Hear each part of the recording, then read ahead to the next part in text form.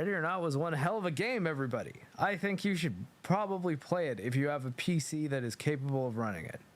Now, it looked pretty nice on here. You can probably scale it down quite a bit. I'll maybe fire it up on my laptop or something and see if I can give you any better information on that. But for now, oh man, this was one hell of an experience, guys. I don't think I've ever played a game that felt more like doing actual military stuff.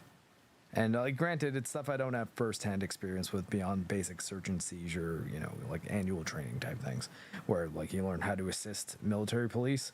But this game really makes you think about a lot of the things that you might really need to be thinking about if you were a SWAT team member. Like, you do need to try to get people to surrender and not fire at you. You need to cuff everybody, including the wounded, including civilians, because you don't know who's faking it, who is faking being injured, and who is faking being a civilian, because either of those could be a bad person pretending to be those things. So in order to keep everyone safe, you need to put everyone in their little handcuffs there. Look at this puppy. Can you believe her sometimes? You also need to do things like secure evidence and make sure that all the enemy weapons are bagged up so that they can't be used against you. Scour for secondary objectives inside the level so that you're collecting evidence in addition to doing the actual things. I think the only thing that makes it kind of unrealistic is there's not an enemy counter, but you will understand when you've killed every enemy in the level just because it will say, yeah, bring order to chaos is complete. Now, at the same time, there is also X-Regular's brother, so Rice Attack. He makes the good point that like there's never going to be a time in your life where you'll be pulling a mission like that with only one team of 5 guys, or like 2 teams of 2 and 1 commander. That's a bigger operation. Like a whole complex like that with multiple structures. For a 5-man team, maybe just the warehouse, but even then, that's a really large thing for one team. You would probably want that a full team of 5 on either end. On the outside, you'd want like sniper cover and helicopters and things like that. Like, this is a firefight at this point when the first shot is fired, so they know you're there. So you might as well just come in with the full force of the law. But I mean, hey, we got to have a video game.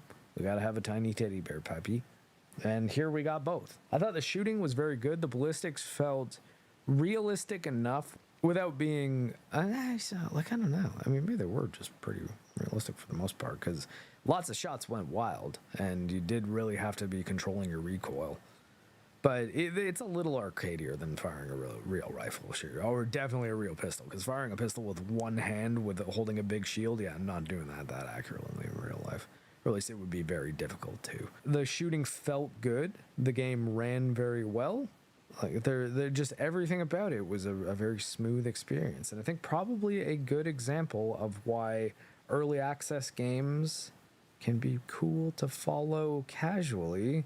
And then when they hit 1.0, you know, put your money where your wish list mouth is. Say like, hey, I'm going to try this. I'm going to give it at least 2 hours. And if not, don't like it, return it on Steam. But realistically, like this was a really good game that I'm happy I played. I thought the stories were interesting too. Like, I mean, the joke I make about like this being like the most base game ever, like it's kind of true in a lot of ways. The enemies you're fighting are purveyors of children's content, number 1. Meth dealers, number 2. Terrorists, like a Lebanese terrorist group that seems to specialize in things like school, nightclub shootings, things like that. And this was really, really rough quest on its own there. And the cartel. And the cartel is the abducted, which is, you know, there's the coyotes and everything, and they're dealing with like drugs, gun running, human trafficking. They're kind of everything mixed into one, the cartel missions. But yeah, no, it was a great game. There's some hot button political stuff, but realistically, there's nothing that you should really have a problem with. I mean, ultimately a terrorist attack and school shootings, like those things are not things we should applaud. So anyone doing those things being taken down by a SWAT team, it's like, can we all not agree that that's probably what should happen? But I could see people who really hate law enforcement not liking this game. But you know, it really puts you in their shoes in a way that is scary. Like, I felt genuine fear a lot of the time while playing this game. It's why I had the blurp sound alerts up the entire time, because it actually was a funny game. It was a fun game to be scared while playing, because it was really, really intense. guess that's pretty much all I have to say about it without like really thinking things out and writing stuff down. Jojo.